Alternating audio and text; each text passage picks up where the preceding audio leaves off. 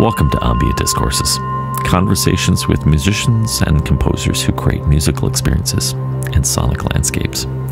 My guest on the program is Jorn Swart of the neoclassical project Doeke, spelt Doeke.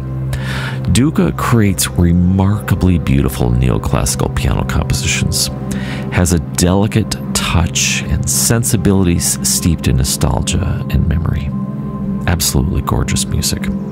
Our conversation took us through splendid places like the beauty found in small details, working within the flow state, learning to let go and balance the ego, and so many other fascinating topics. Let's strap in and get right to it. I present my conversation with Doeke. Well, welcome, Jorn. I'm just delighted to have you on the program here and on the podcast. And your music came my way via the Network Music Group and those fine folks over there. And when I heard it, I was just like, oh my God, this is this is my new Niels Fromm. This is my I love this. The music was so gorgeous, and I'm just delighted to have this conversation with you today.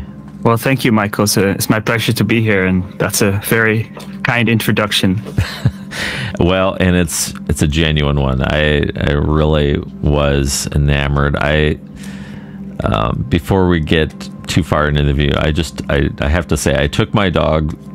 One of the things I do is my disciplines. I take my dog for daily walks. Sometimes we go twice a day, and that's my sacred listening space where I will just intently listen to a piece of work or music or even a lecture or whatever. But that's the focus of the time. And on a couple occasions, I've already taken some of your albums or your works with me on the walk, and it's just such a wonderful soundtrack for that kind of mental space. And so it's just wonderful. Thank you so much. I appreciate it. I love hearing the sort of personal stories of people like, oh, I was listening to your music when I was doing this or that, or I was teaching a class with these kids and I put on your music and they all became kind of more quiet and more behaved and stuff like that. That's really incredible, because it actually feels like, it's doing something, you know, even if it's small, but it's nice. It's transformative. It has a way of interacting with you. Even the music itself, it's kind of this.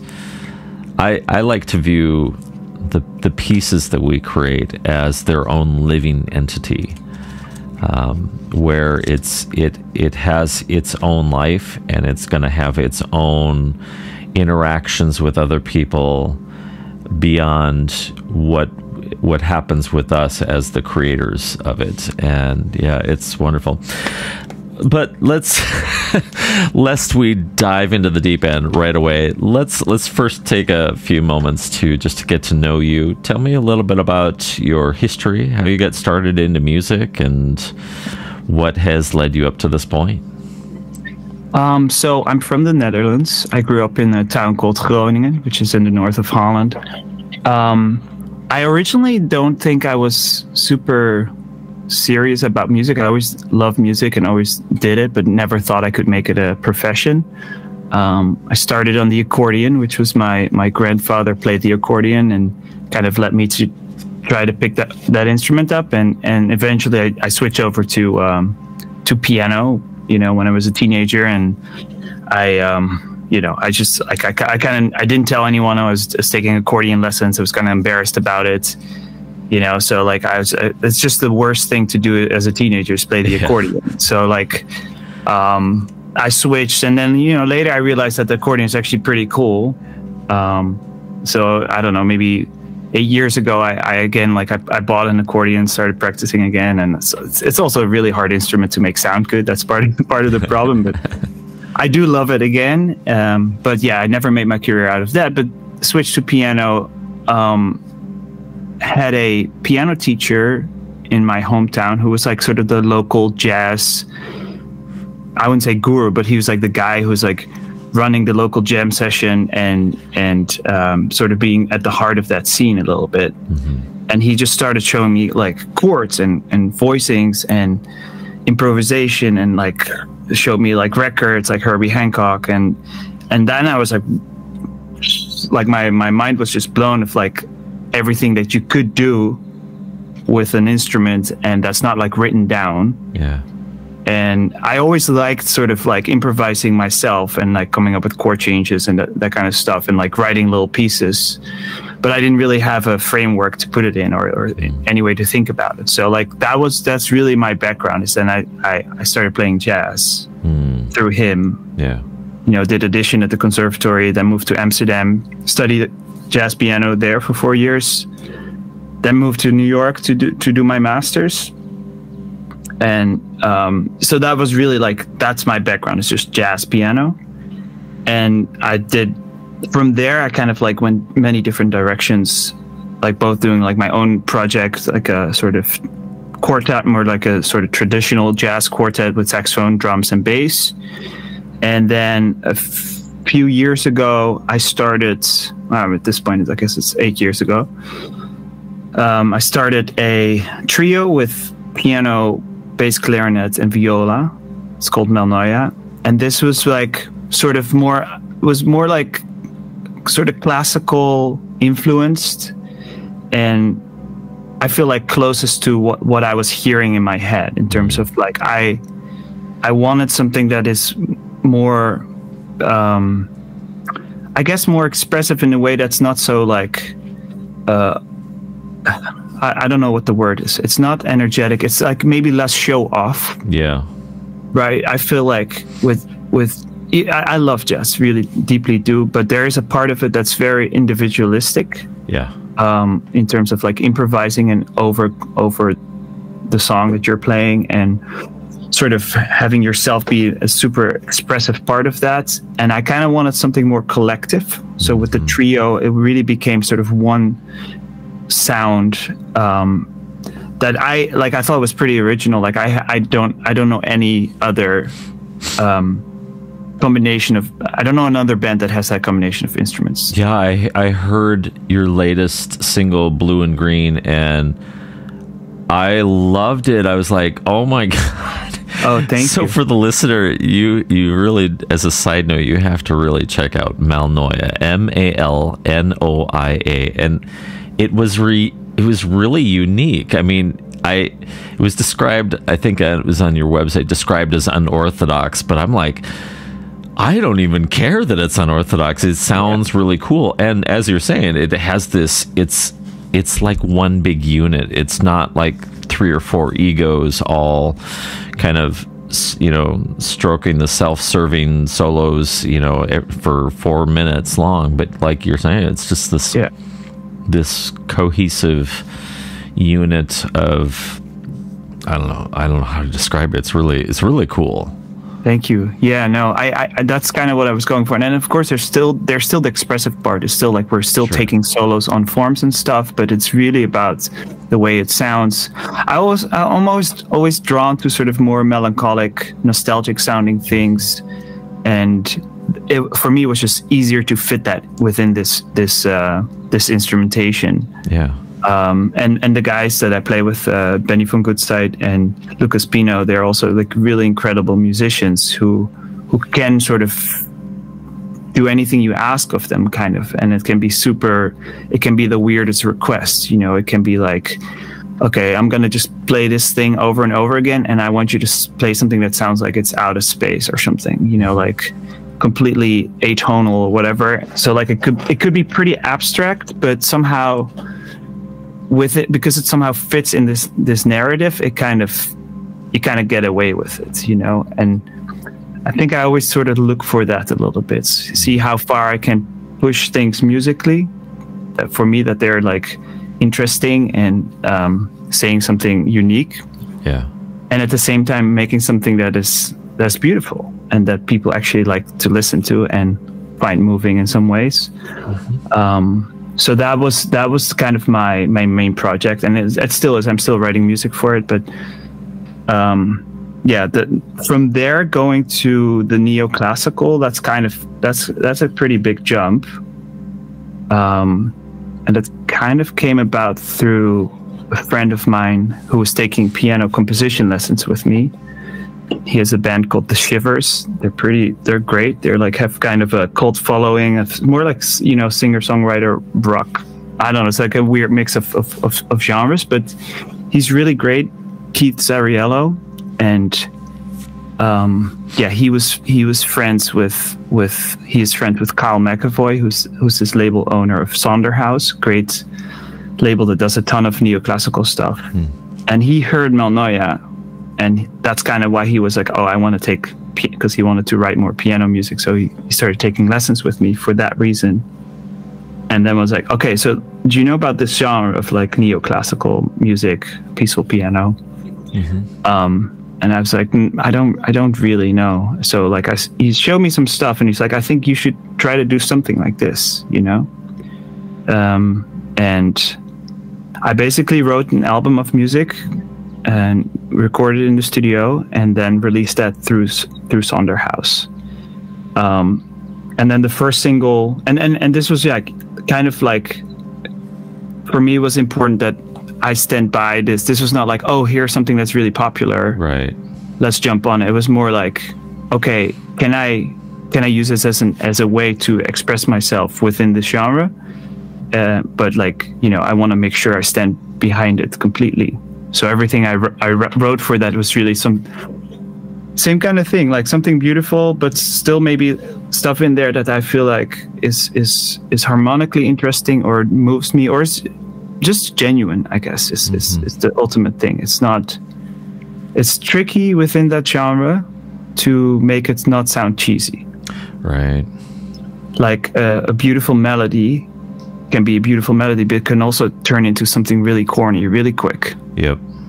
And it's really hard to sort of figure out why that is. Like you don't really know why that is. You know, sometimes it's context, but sometimes it's really like, it's just a feeling. It's just like, nah, this is. So I try to walk that really fine line with writing something beautiful, a melody or harmonies, while remaining sincere and not making it corny was actually a huge challenge for me. Yeah. I can see the challenge in that, and I experience that every time I sit down in front of the DAW and I go to create. It's kind of like when you're trying to create the perfect love song, it doesn't take much effort to all of a sudden become a schmaltzy mess. Yep. where it's dripping too heavy into the realm of sentimental feelings, and so I can appreciate that challenge. What are some of the things that you do to try and help temper you away from that extreme side of things? Yeah, as I said, it's tough because it's just a feeling. So sometimes I'm like, am I playing something? Is it just, I feel like it could just be the intent by which you play it that can make all the difference. And what is that? Is that just a very subtle way of phrasing the melody, the way you time it, the way you use dynamics?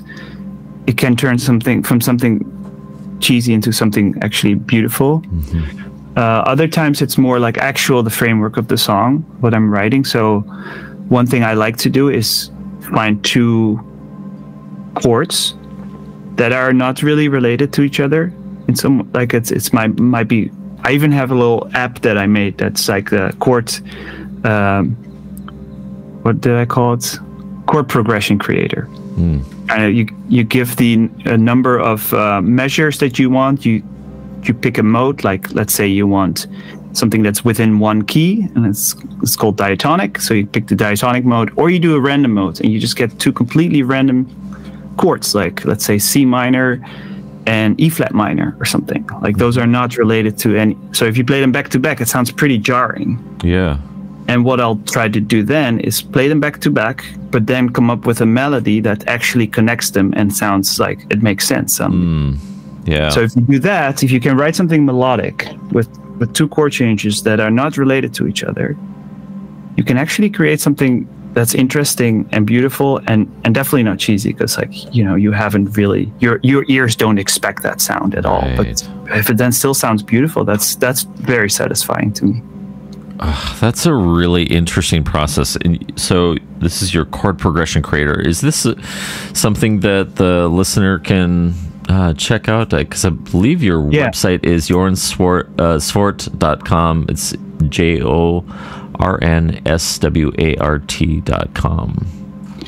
Yeah, that's my regular website, and then I have a music theory website called Piano String Theory. Yes, pianostringtheory.com. I spent a little time on that website, and oh my god, all right.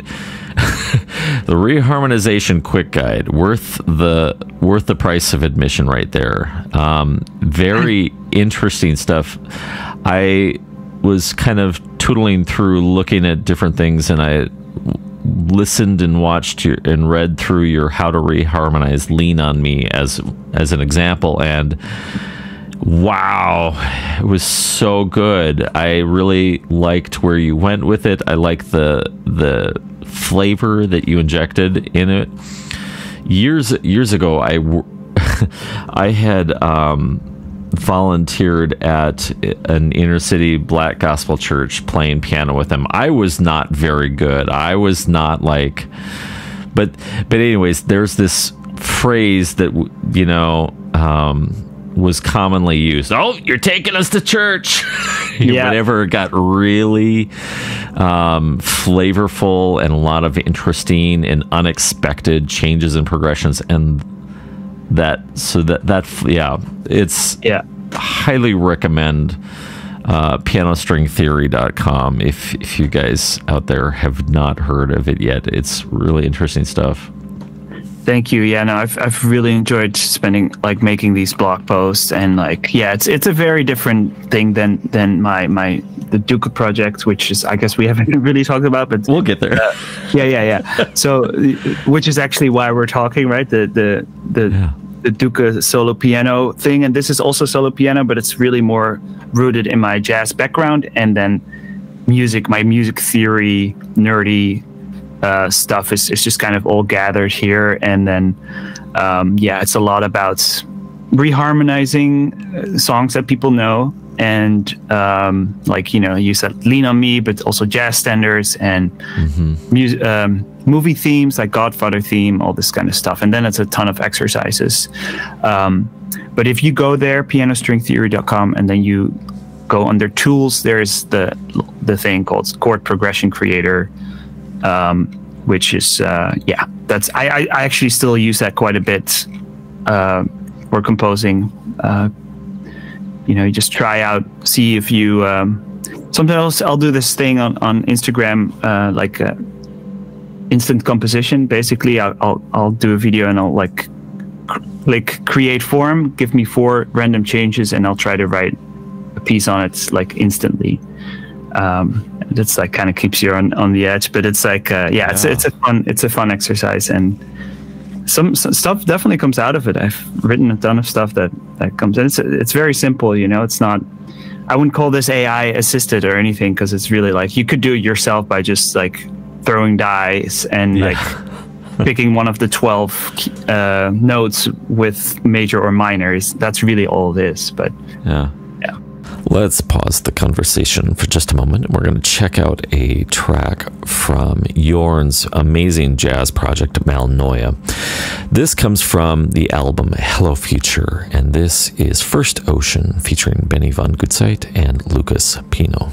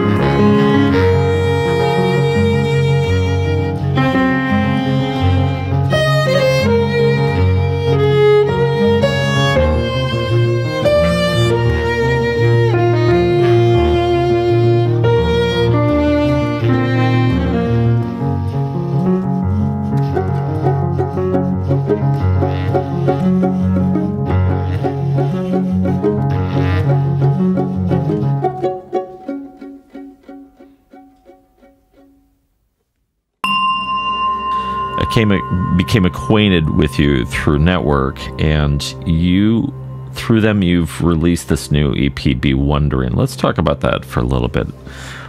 What inspired you or drove you, or was kind of the framework that you were writing from when you were working on that album? Yeah, so for this particular album, it was really about, I think some point last year, I can't remember when, it's maybe April or something, or May, I was just like feeling kind of down and maybe like sitting in home. Like it was still, I mean, I guess it was 2022, but still like, I don't know, we spend a lot of time inside, I suppose, and doing a lot of work, or like even practicing, you know, stuff like that is still by yourself alone in your room. And I don't know, I kind of like felt inside of my head and like just stressed out. And at some point I was just like, okay. And this is partly like my family, they are all biologists. My parents are biologists. My brother became a biologist, you know, so I'm the weird one. And but I always loved, and they love nature, right? They love the living world, and I do too. But I kind of like started ignoring that a little bit. And I live here, you know, in Brooklyn, next to Prospect Park, and my family, they're also birders. They love watching birds and stuff. And I never really was interested in it. But I was just like, you know, what if I just like, okay, let's just go to the park. And I brought my camera with a zoom lens. I have one. I never really used it, and I went to the park, and it was right around like, I think it was probably April or May. And it's like when all the birds are migrating north. And they all stop in the parks and stuff. It's all these warblers, like super colorful, different types. And I didn't really know this was like really just a month or so that they're all there. But I was like, you know, downloaded my Merlin bird app and started seeing, you know, like looking up which birds they were. And I was just like amazed at like how much stuff was going on in this park right next to my house. Like I didn't, you know, so I was just like, I was walking around and just taking pictures of birds, like with my zoom lens, trying to get a good picture and then identifying them. And I was just like, I came home and I felt completely different. I felt like my mind had suddenly switched. And from that moment, it was really like I went to the park pretty much every day, and became a birder. It's weird, but it made me realize that sort of being, even if it's a park, it's still like being in nature, yes. Being in, a place that is beautiful and is green, and there's trees and there's whatever you can notice is just amazing. Like it's actually, if you pay attention, it's amazing. Yes. And bewondering means kind of amazement, you know, like it means like, wow, looking at something and being like struck with awe. And so basically every piece on this album, I mean, this is an EP. It will be part of a bigger album in January as the full album drops. It's just 12 songs. But the collection of songs, it's each one has to do with one of those ideas. So it really, I try to sort of capture that theme.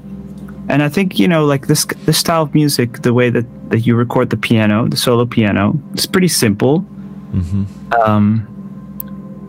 But a lot of beauty is in the details. Yes. It's in the little sounds, the fingers touching the keys, the mechanics of the hammer hitting the strings. You hear everything, because it's, if you can see it in the back here, I don't have the mic set up, but like the mics are placed really close to the keys, to the hammer. Sorry, hitting the felt of the piano. So you hear a lot of details. That's part of that whole sound. The whole neoclassical sound. It's really,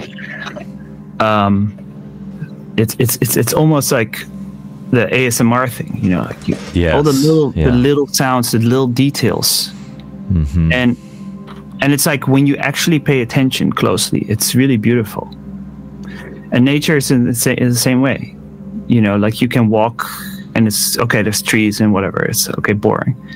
But if you actually look at all the variation between every tree and the leaves and the shapes and the colors, I mean, it's really if you're bored, that's really just a failure to pay attention. Yes. Yep. So that's kind of the idea. You're speaking my language.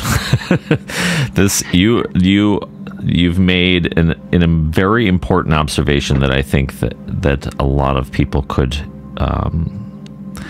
they would do well to implement that into their observation skills. I understand that because when I take my kids, if we go to a state park or whatever, the boredom factor hits really fast because they're not very observant. But I remember feeling as a kid. But you can, if you stop with enough curiosity and quiet yourself down and stop thinking about the future or what you got to get done or what happened yesterday and just be fully present, there is so much to observe. Like on my walks, for a while I was going up to different trees and look at the intricacy of the bark and the unique textures and shapes, and for my own gratification was even using my phone to take these extreme close-ups of bark and flower, and you get to see these colors and textures that you would otherwise completely miss because you're just zooming along on the path or whatever on trying to get to your next destination or just trying to walk around the lake or whatever, instead just really taking time to observe and quiet your mind down. And it's just a beautiful thing. And I think your EP Bewondering just totally nails that. I think it just felt very harmonic with my experience walking out in nature. Thank you. I'm glad to hear that it translates in this way. So those every one of those pieces are kind of in some way a version of that. Like the first one, Bergen, means mountains, is really the feeling of. I mean, it's not even subtle, it's not like looking at the bark, which is I feel like is part of all of that too, But I mean, the feeling of being overwhelmed with the beauty of mountains is something that always struck with me because, Holland is like the flattest country on earth, right? It's like there's no mountains. There's like a hill, and then we call a mountain. The first time I saw like something remotely like a hill, like maybe in the north of Belgium or something, I was just like, my mind was blown. It was like, oh my God, I cannot just look as far as the eye can see. That's amazing. And then when we went, I was probably 8 or 9, we went to Scotland, and that still like really stuck with me. And just like the beauty of that landscape. And I still remember that feeling of seeing like a mountain. And then later we went to the Alps and stuff. And so it's always been a thing that I love. So that first piece tries to really capture that. But then there's other things, like I have the little dedication to the swan that we became a fan of in our park. So like it's small things like that as well. Yeah. We like Scarlett Johansson, but we don't have one single reason why. What were some of the things that were there any stories or memories that really fed into some of these? Like you talked about when you went to Scotland, were there things in particular that really stood out for you, like details that has either influenced or informed how these pieces were created? I'm not so sure about the actual creation of the pieces. There's such an organic sort of process, but sort of as an overarching theme, like it definitely, this, and this goes for the whole project, really, it is about nostalgia, and it is about sort of going back to these old feelings that are so vivid.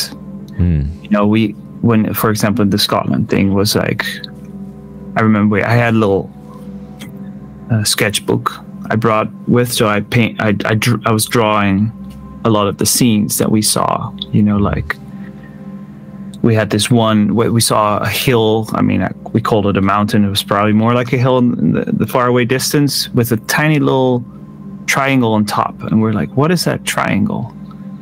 You know, so like I wanted to, like, I was like, Dad, let's go find out, let's go there, you know. And it's like, well, I don't know how we get there or whatever. So like, no, let's just like try. So like actually we did it. We with the four of us, we went try to walk. And you know, when you go up a mountain, like it always, like, you think you're close, but then it's like there's a whole other thing afterwards. Like it took forever to get there. And then it was just like a nice pile of little stones someone had arranged, you know, like a little pyramid of stones. And it was just so sad. It was just such a satisfying thing to do. And so that was one of the drawings. Like, was that we called it a puntje, which means the little point, you know, the little triangle in the faraway distance. There was a moment where, you know, all the cows were crossing the road, and we just had to wait till like all these cows were crossing. And I drew that too. And I just, like, if I even think of like these drawings, I get that feeling that I had back then. And that's like time travel. You know, like you actually are there for a second. Yeah. And you can't put this in words. You can't, you know, it's hard to do anything with that. But I think in music does the same thing. Sometimes you can actually get the feeling when you heard a song from way back when, and you hear it again, you suddenly get that same feeling that you had back then. You can actually remember what it was like when you were, you know, whatever, 16 and listening to the Libertines or whatever band you were listening to, and then like, oh my God, that's what it felt like. And like some faces might appear, some like stories that happened. Like music is powerful like that, because it is very precise, but it's very abstract in a way. And it's just ultimately human. Like the only thing that can hold on to it is you know, consciousness, or like some form of experience. So like, because that's so weird that we can experience things at all. It's kind of strange. And then there's this weird thing of, you know, sound waves moving through the air and hitting your eardrums that somehow give you feelings and memories and stuff like that. It's so weird when you think about it. It is. It is. I would like to explore this more. When I was talking with PCM, they're an ambient act from Italy, and we were trying to figure out, well, not necessarily figure out, because it's pretty ballsy to try and say we're going to figure out. In that context, we were talking about what makes a truly memorable composition. You know, what are some of the qualities? And in the end, we were like, we had to resolve on a metaphor to try and explain it away. We're like, I don't know.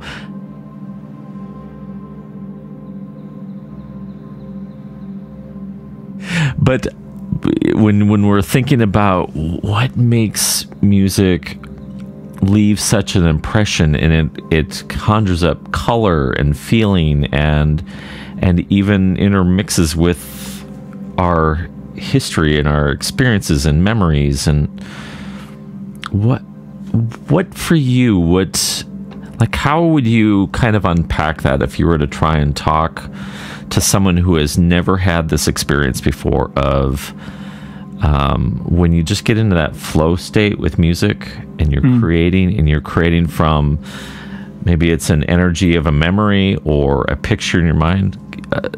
How would you describe it to someone who has never experienced this before? And what's it like for you when you're dipping into that space, that flow state. It's really so hard to put in words. But yeah, if there's any way to describe it, I feel like most people have experienced some kind of flow state. You know, there's going to be moments where you are with friends and you're just having a great time and laughing, and there's nothing to worry about. You know, everything kind of rolls off. Everything comes out naturally. Like you are just in a place where you're just, you know, making jokes, or you're like watching something and you're all having a laugh, you're having a great time, and there's no effort that needs to be put in. I mean, this doesn't often happen maybe, but it has probably happened for most people at some point in their life, right? Like if you just try to remember that feeling of just everything kind of just happens and unfolds, or think about, you know, moments in your childhood where you had nothing to worry about and you were playing outside with your friends or something, and coming up with these, you know, all these crazy stories. You're playing out these crazy stories just on your street. You might be a knight, or you might be like whatever it is that you're doing, and it's like it can take up your whole afternoon, and you've experienced whatever a story of a lifetime, basically. That's kind of the equivalent, I would say, of sort of being like, okay, there's actually nothing to worry about in this moment, and we're just going to see what comes out. This is ideal. This happens. It doesn't always happen. Like, you know, if I'm honest, it's not writing. It's not always like that. I think the beginning phase is often like that. You know, like just sitting down and just seeing what comes out. Yeah. Like not actually judging what's coming out, but kind of witnessing what's coming out. It's hard, and it's really something you have to learn to do, is not to judge. Yeah. You know, it's the classic creator's dilemmas of like, you know, no editing before creating, right? First create, and then no judge, just write it, just let it all come out, and then afterwards, then that's the hard part. It's like, okay, putting it all together. So what I actually did last year, I wrote a ton of stuff over the course of the year. And then I was in Holland in November because I had to sort out my visa. I was there, spent 2 weeks there, rented a room in the music school where I took lessons in my hometown to actually finish writing the whole album. And they ended up giving me, by coincidence, the room of my teacher. Oh, wow. Because I saw a drawing like best piano teacher ever, Diederik, and I was like, oh my god! So I took a picture of it, and I left my CD on the piano chair because I knew he would be there later teaching. But anyway, so I finished writing that album there. So it was really like, and that's a tougher process. I wouldn't say that's really the flow state process. Like the flow state is the creation phase, and then the hard part comes like actually be like, okay, well, we have all these ideas, some really stuff that I feel very strongly about. It gives me feelings, it gives me emotion, but like, okay, how do we actually finish the piece? Like sometimes it's really hard because I might have like one melodic idea, and then that's maybe 10 seconds or something. How do you turn that into a 2-minute piece? Right. That's a lot of material to still be writing. So sometimes that flows naturally. Sometimes it just kind of comes out. And sometimes it's really a hard process of just, it's work. Like it's actually, I have to force myself to be like, no, just keep writing. You know, maybe it's bad. Just keep writing. Finish it by the afternoon. I need to finish this piece by the afternoon. That kind of stuff. So like that happens. That happens quite a bit, you know, and that's something you can learn to do, I think, as well. Let's check out a track from Doeke's new EP, Bewondering. This is entitled Bergen, here on Ambient Discourses.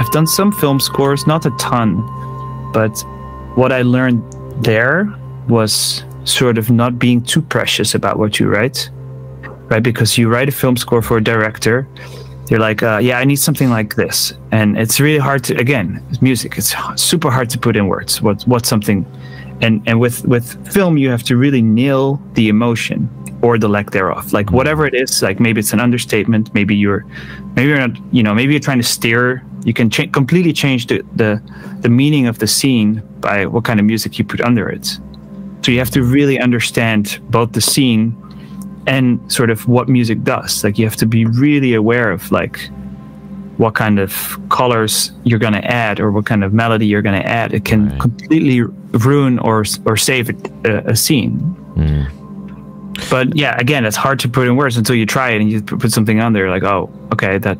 And then sometimes you're like, oh, this is great. This works so well. And then director's like, yeah, I don't like this. It's just you're like, oh, wow, that really hurt. Like I was really happy with that. That was, so you okay, fine. I'll do something else, like, okay, cool. So I try something else. And like, well, in the end you get somewhere that someone's happy with.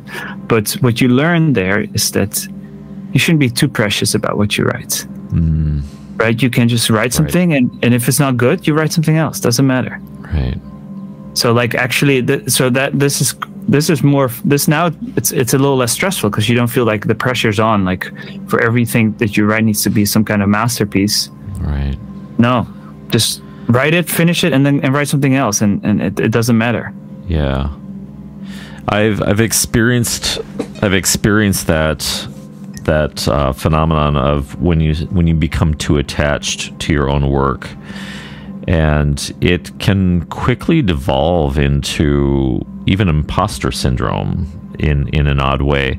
Like I remember there was one song I wrote, and I was like, this just does not work for my voice. So I hired a female vocalist, a jazz singer from South Africa, and her voice was perfect for the song, and but I felt like, oh my god, I felt like a fraud, but like because she was so good. I see. I don't know where I was going with that, but the I see what you mean though, because like with that sort of part of it is the self-criticism. It's that voice in your head that says, you're not good, and this is not good enough. Like whatever, but it's like you kind of have to ignore that voice and be like, well, what does the piece actually need? Does it need a voice that's like kind of talking poorly about yourself or about the piece? No, it doesn't help anything. So that's kind of, like sometimes you have to say the rational decision is like, okay, I'll hire a vocalist. Right. Taking myself out of it, and it's only an imposter syndrome because you still have that little voice in your head. Right. Right. So, but it's still the correct thing to do if it actually makes the music better. Same thing with the, with the film scoring. If you say like, okay, yeah, this actually doesn't work. Right. Well, because I don't want to use it because it doesn't work. It doesn't matter. Right. It's not about me. Yeah. You're stripping out the ego, and you are serving the creation process, and even the end product. It's not you.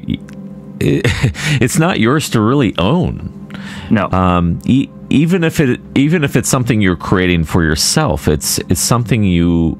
I think that we get into a trap of possessing our music as this entity when it really is so much more complex than that. It has its own it's going to have its own lifespan. It's going to have its own energy and influence in people that is beyond your control. It's going to, when it interacts with other people's imagination as they're listening, they're going to have their own imagery. They're going to bring their own things to it, and you can't control that. Yeah. So I could see it both as both tightly clinging to, but it's so good. And so you're kind of on the upside of things, or on the, oh my God, so terrible. Doing away with that and kind of approaching music with neutrality. I think that's important. Exactly what you're saying. Like, what does the piece need? What is it's a thing that's kind of becomes its own entity. What does it need? What's really, of course, it's like the creator is the one who ultimately decides and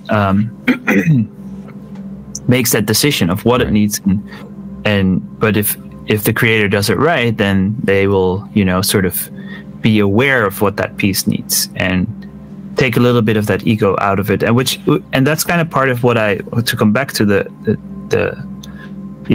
my move into this whole space, was fueled a little bit by that, to kind of take the ego out of it a little bit. For me, being a jazz musician, I can't help but be trying to try to prove something, and try to take the best solo, and try to shred, and try to be impressive.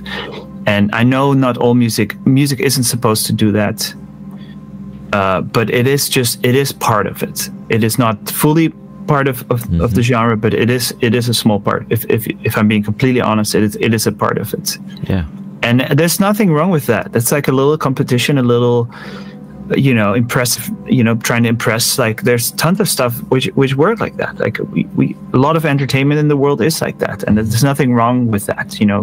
Chess is competition. We can admire the beauty of a good chess game, but we can also just be fueled by desire to crush the opponent or something like that. It's part of it too. Or sports obviously are like that. Music isn't normally like that, but I sometimes felt like, for me, being a jazz musician, that was part of it. I was just interested in what would happen if I stripped all of that away, remove the ego, try not to prove anything, and have a simple piece be talking to people in a way that I hadn't done before, really. Yeah. I think it has a way then of introducing, or a way of inviting the listener into your piece. I think about how I listen to music. When I listen to a Miles Davis record, and he goes on these self-serving solos, because we all have those moments when we start introducing self-service into our music and how we play. I become the observer, and I'm just admiring the playing. But there's another depth to when you're describing, when you strip back the ego a little bit more, and it's really about more the whole experience of the composition, that I tend to interact with differently. I don't observe as much, and I'm more experiencing and putting myself into the mix. It's kind of like being invited along in the composition. Yeah. I mean, if you talk about Miles Davis, for example, an album where I feel like he does strip away that, where it is more about the whole, is Kind of Blue, which is still, yes, I think, the most successful jazz album of all time, probably because of that reason, where it's everything, it switched everything upside down, and it really became about a collective sound, more about vibe than about, and of course it's still there's all these individual players who take solos and stuff, but It's all within the framework of this greater thing, which is why I think that album resonates so much with people. It's really about the experience again. It's noticing the details and the beauty of simplicity sometimes, which is a scary thing to do, I think. It is. It's a vulnerable place. Yeah. You can be. It's really, you feel naked in a way. So. I've got another track here from Doeke's Bewondering EP, and this is entitled Arctic, here on Ambient Discourses.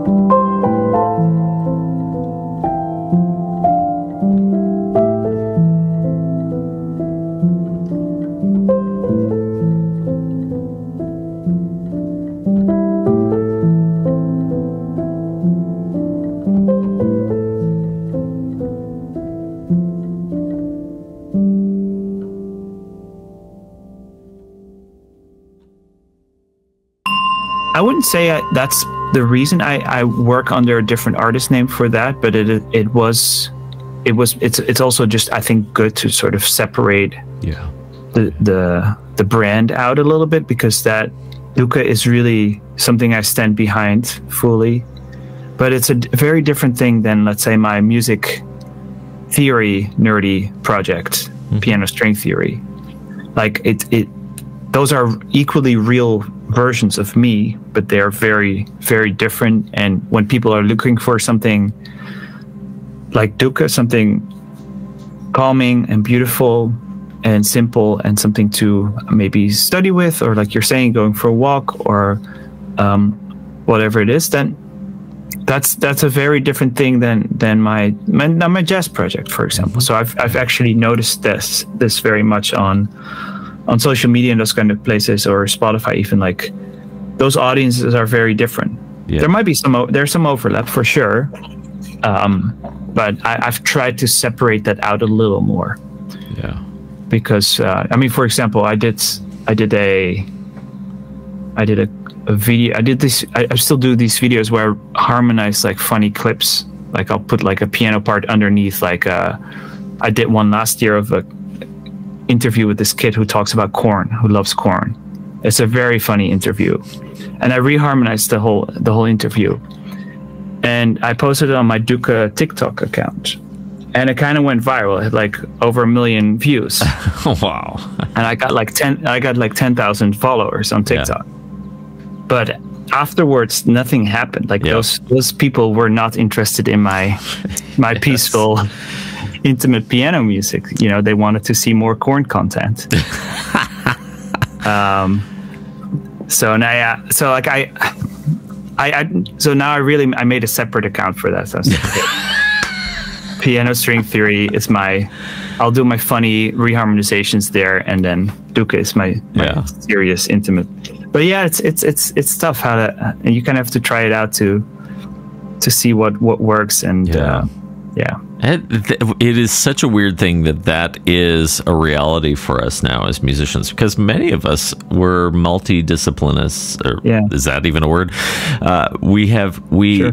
Inject our persona into so many different things that, it's like I've talked to a number of musicians now. They're like, I have a couple different projects. They're all different names. They're all extremely different.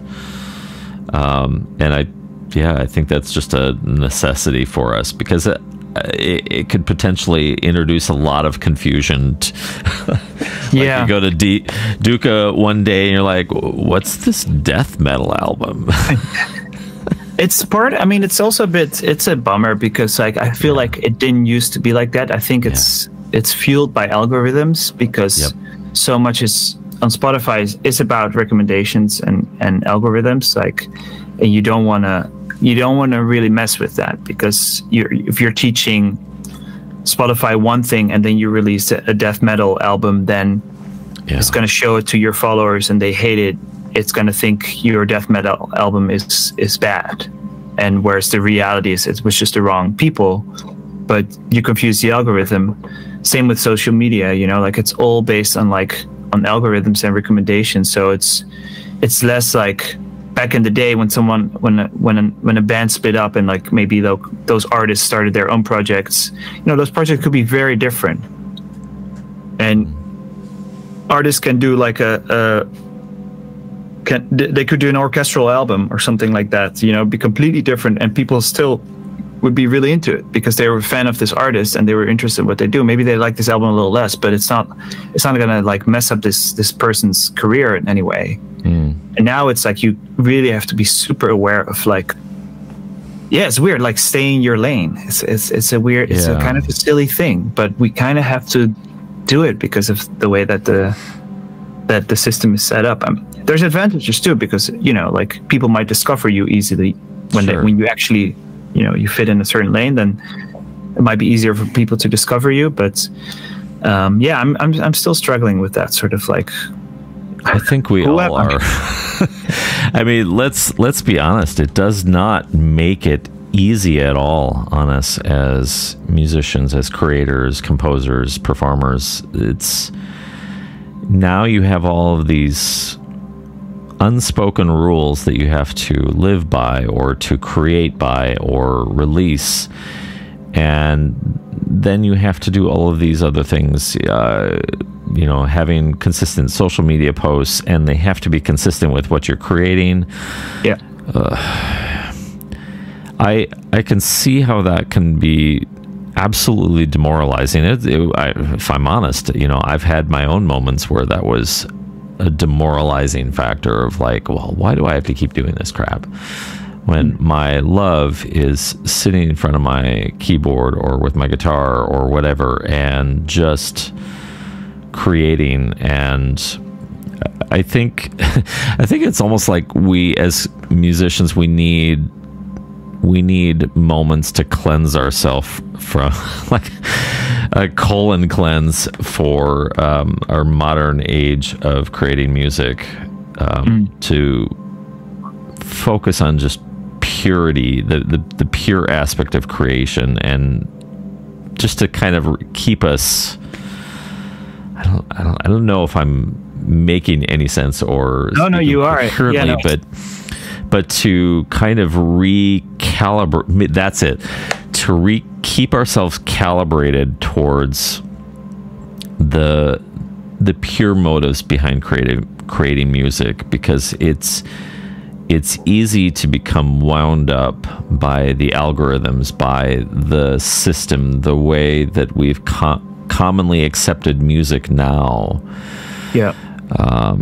I think it's important to reset ourselves regularly and to keep yourself focused and keep yourself true on in whatever path you find yourself in, I guess. No, of course, music comes first. It's and it's easy to become addicted to the algorithm and to be like, okay, well, I need to feed it. I need to feed it every day. It's a hungry boy, like, okay, but what are you feeding it? Right. Are you feeding it something you don't care about? Yeah. Are you feeding it something that's, so these days I'm trying to be less, okay, I need to post every day or something. I don't do that anymore, but I try to post, a couple times a week and have it be things I like, like I actually really love doing the speech harmonizations of funny clips. I love doing that. That's something that I like, so I reserve some time for that. I love composing.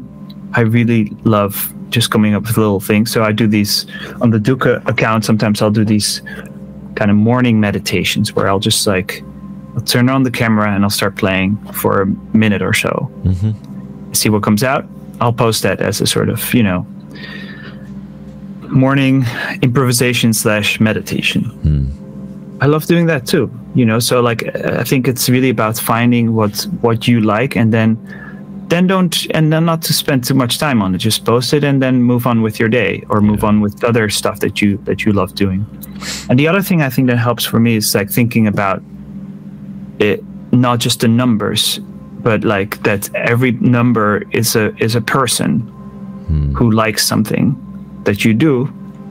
Like if you think about you're actually reaching real people who care about it, that actually that the whole thing becomes more meaningful, because then it's like, okay, like, oh, we care about, oh, how many likes does this get? Oh, my streams are down a bit. Oh my God. Like, well, but there's still a lot of people who, even if it's a couple of people who had a meaningful moment, like you told me in the beginning of the interview, like that means a lot, when one person reaches out and says like, hey, I just discovered your music and I made my day or something. Like that's, if you think, you have to think about these things, that's amazing. Yep. So it's easy to get caught up in the algorithms. I would even add to that we as creators we would do well to recalibrate or rebalance out how much weight those singular comments contain versus the metrics we see from the services like Spotify or whatever, because those mean nothing, but that one person, that's gold. If you've reached one person, that's worth more than even what many of us make on Spotify royalties, which isn't much, but but no, absolutely. I think it's really important to remember that. So like, I guess that's just kind of the lesson for me. It's just like, don't look so much at the numbers, but try to connect to people. And I think now, especially with the whole AI thing, which is a particular threat, I think, to more minimalist music, neoclassical, that kind of stuff. It's gonna be, that's gonna get there sooner than a fully. Although you're already seeing some AI created, fake break tracks and stuff like that. But like, I don't know how much already is on there that's AI generated. Like I wouldn't be surprised if a percentage of it is already AI generated. On some of these playlists. So what's the remedy? I think it's connecting with people as an artist and be like, there's a real person on the other side who's trying to tell you something or try to connect with you or trying to tell a story. That was their real thing. That was their real experience. It's not fake. It's not pretend. And just that knowledge becomes meaningful for people because they feel like, there's someone else who's talking to them. And, even if someone else, even if an AI could do that, which I think it probably can at some point, if it cannot already, it doesn't matter. As long as we make sure that we connect with the audience, because I think, and especially in this space, there's a lot of anonymous kind of artists, like people who kind of you know, don't want to show their face, or don't want to connect with their audience, or don't spend time trying to like create that relationship. And then you're in way more trouble, I think. So I think artists have to double down on this very personal kind of approach to music, like putting their face on it and connecting with the audience. Yeah. I think that's a very important observation that you're making of the personalization, the intimacy of I am playing for you versus I am projecting this version of an ego that I've adopted. Like last night I forget what album I was listening to last night, and I was just kind of in this mental flow state, and I happened to be just kind of casually scrolling through Apple Music's one of the pages, and it has kind of the list of genres, but in each genre there's picture after picture of different artists, and I'm gonna admit that I didn't know half of these artists that their pictures were being used on, and I'm scrolling through, and it was almost comical because each of these genres, you know, they're so widely different. They had these, it almost felt like caricatures of people's egos, like overly inflated, just over the top. And then I finally get down to world music, and there was this beautiful portrait of this African woman, and you could see the kindness and tenderness in her eyes and just connecting.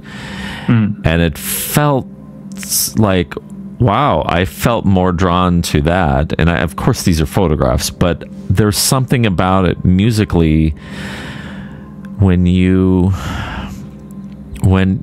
as you're saying, you're trying to connect with the human being on the other end, and you're not just trying to project this identity, this billboard of who you say you are, or who you want people to see you as, no matter how outrageous it is.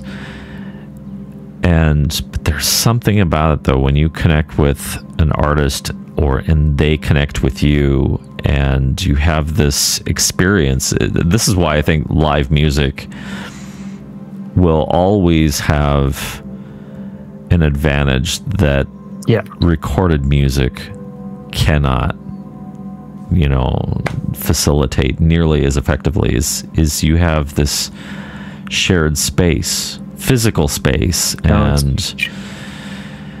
and there's energy in the air, like it's intangible, it's this electricity, and if you're keyed into it as a listener, it can be a deeply shamanic experience, even, I would say. Definitely. Now, I think that's another thing we have over the machines. It's just like, you know, being able to go out and play, and then, you know, after all, if you see like the kinds of jobs that are a threat, performing musicians are actually, they might be doing okay, you know, like that might actually be a thing that people really want. It's just like this experience of seeing someone perform live and do something, connect with them in real time. And then, as you're saying, there's the community aspect of it too. You collectively experiencing something is really powerful. And then, you know, like if you think about, to come back to the chess analogy, like, okay, Kasparov was beat by a computer in whenever it was, a few decades ago, right? Like that wasn't the end of chess. Right. Like we love seeing Magnus Carlsen play, and we love seeing, you know, like we love seeing humans play. We don't care if there's two chess machines playing each other. Like no one cares. And chess is more popular than ever. Like the Twitch chess channels are huge, and I mean, it's a bit different because it is more like, it's more competitive, you know, like sports and stuff. So same thing with sports, you know, you care what humans can do. We're amazed by what humans can do, and we care that that's an actual human being. You know, someone setting the new world record marathon. We're like, oh my god, like almost less than 2 hours running marathon. That's how is that even possible? You know, I think we have to sort of double down on that a little bit. Yeah, thinking about the AI debate and the challenge that we find ourselves in. As I'm thinking about this and contemplating, so the live musician, probably no threat there. I see this as being a problem for musicians who create a commodity and not personal expression, like deep-seated personal expression, because there's clearly a difference, you know, when you listen to that tune and they're trying to get you hooked within 15-20 seconds, because that's the way it is now. You have create a 2.5 minute song and you gotta catch them within 15 seconds, otherwise you've lost them. I think those genres or those musicians in those genres are the ones that are staring at AI and going, my livelihood's on the line. Yeah. And I guess there's nothing wrong with creating music like that. It has its place, it has its space, and its purpose. When I think about music that's intimate and personal, and like when I listen to your music, Jorn, the spaces in between the notes are just as important as the notes themselves, and the level of intensity or gentleness that you approach, that can't be faked with AI, not very easily anyways. And I would still argue that even 20-30 years from now, when AI is a lot more mature, maybe the average person won't be able to tell the difference because they're not trained, you know, they haven't trained their ear to listen for that sort of thing. But I think there's going to be still this irreplaceable space of music that is deeply human, and it has space, it has breathing room for you to think and feel and reflect as you're listening. And I don't think you can fake that with AI. Yeah, I'm probably more worried than you about that. Like, I actually think that it is possible. There's no law of nature that says that, or law of physics that says it can't be done. Right. I think it can totally be done. I just think it matters that the knowledge that a human did it makes all the difference. And it's just not meaningful if you know it was faked. Right. Right. That's actually, because again, duped. Yeah, and again, you have music can capture something that's so precise and imprecise at the same time. The messiness of human experience, the messiness of consciousness, and the snapshot of a feeling that you can have can be perfectly captured in music, and then there's no way to really describe it, but you can feel it. So it matters that that's real. Yeah. There's, like, it's the same with consciousness, like you could have a perfect AI have a conversation, passing the Turing test, flying colors, having a perfect conversation. Yet there's nothing that's like to be that AI, right? It's still empty on the inside, but we'll be convinced it's real at that point. But that there's something that's like to be that thing.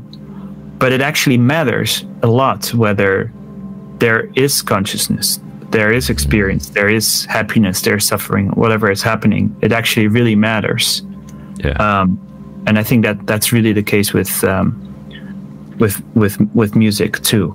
It ultimately that's what it comes down to. So that's what I'm holding on to anyway. And then strengthening that with, the personalization that we were talking about, and making sure that we connect with the audience.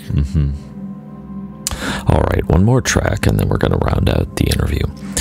This is the latest single available from Doeke, out, available at his Bandcamp. By the way, you can find more music by Doeke out at jornswart.bandcamp.com. That's JORNSWART.bandcamp.com. This single is entitled Kosmos, here on Ambient Discourses.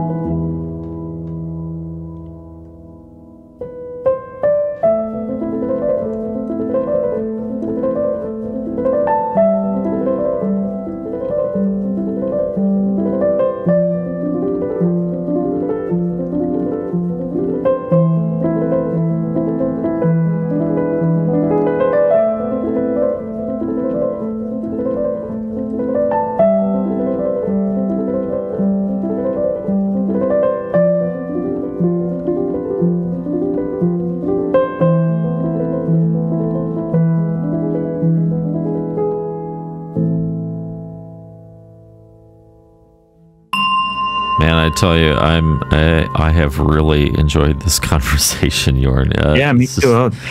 Time flew by, huh? I know. Say one last question before we round things up here. I like to get different musicians' perspectives, and love to have them solicit their own advice. And if you were confronted with a musician who's just starting out, or they're just trying to figure themselves out, or what their sound is, or whatever, it doesn't even matter, what would be one or two of the bits of advice that you have found to be indispensable that you would share with other musicians out there? Yeah, I mean, it's hard to not fall into cliches at this kind of thing, but it's really true that, of course, you want to learn as much as you can from everybody who came before you, and all the greats, and all the composers, all the whatever genre it is, jazz, classical music, absorb as much as you can.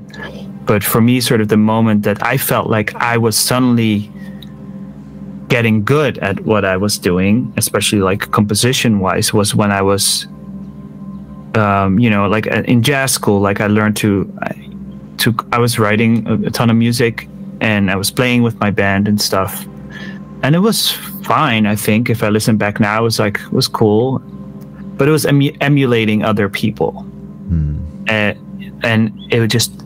it'll never be as good as someone else that you admire, right? Because that person is the only person that can do it like them. So you're trying to copy them or trying to do a version of that. It's just not going to be. So whatever it is, when I decided, I had like in 2011, I did an audition for a grant that would like help me stay another year in New York, and I didn't get it. And the rejection letter was pretty harsh, like it was like really something like, almost like we don't think you'll make it as a working musician or something like that. It was really like crushing, and I was devastated, because at this point I'd spent 5 years pursuing this, studying. I was still still young at 23. Yeah.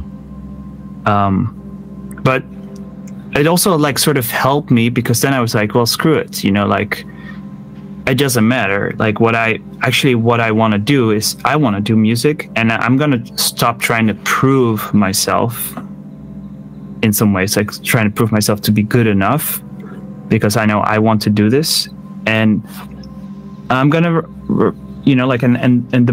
the music I started writing from that moment on was very much different, like much more sort of quirky and out of like different than things I was listening to, but just kind of like my own thing.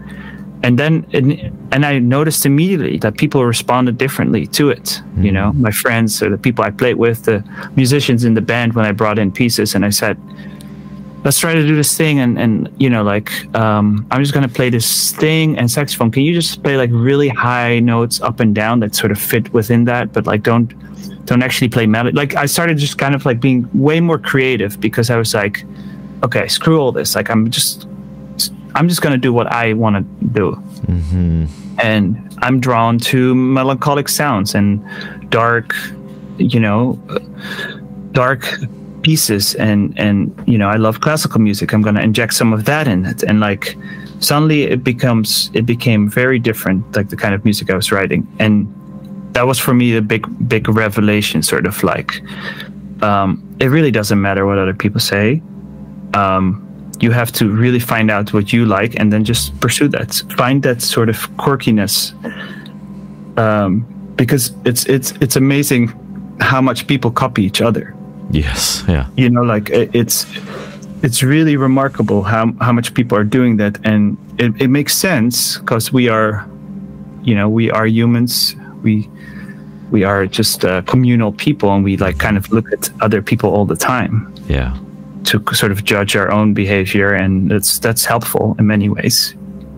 Keeps you on track in many ways, but also there's times, especially creatively, when you have to get rid of that, because it ultimately like change you in some ways. So that would be my advice. Like whatever weird influence you like, okay, you like 90s British punk or something like that, but you are a jazz musician, like, well, that's great. Maybe you listen to that as like, can you find a way to combine those two things? Yeah, I like that. Like it really, there's no limits to what you can do creatively. That's solid advice right there.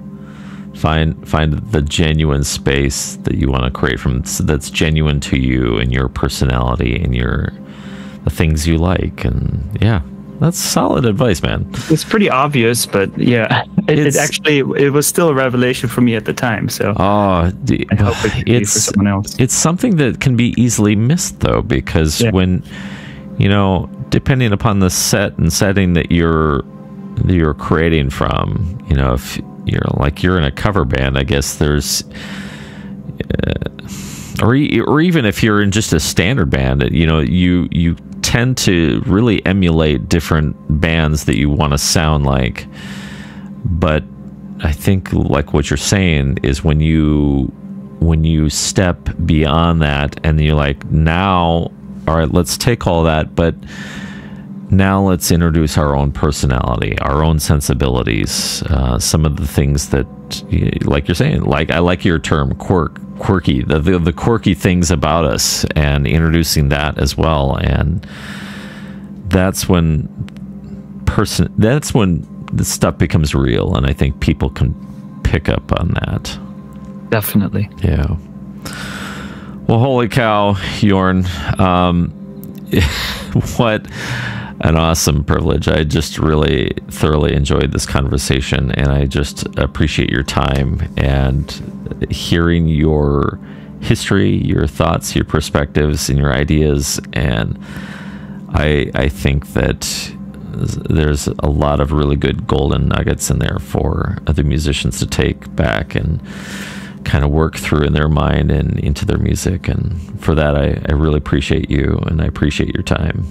Thanks so much, Michael. It was really fun talking to you. And yeah, like thinking about this stuff, I really love thinking about it because it kind of like helps verbalizing some of these ideas that you have in your mind.